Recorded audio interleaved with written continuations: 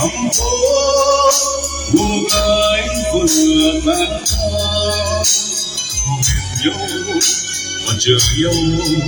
cùng khát khao hạnh phúc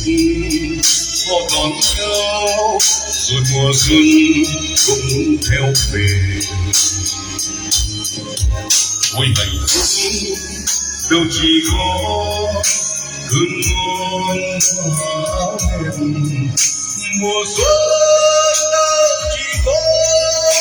hoa thơm và nắng hồng cuộc đời con có những buồn.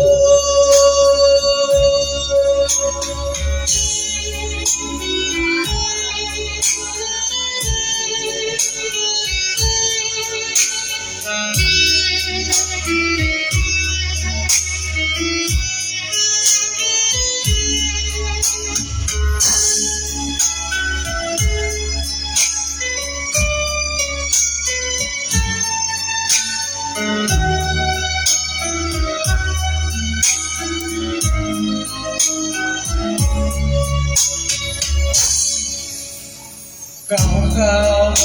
bên cửa sổ có hai người ngồi cùng nhau, gặp cô ơi hãy yên lại để hai người ngồi cùng nhau. Chim ơi đừng vắng nghe, hoa ơi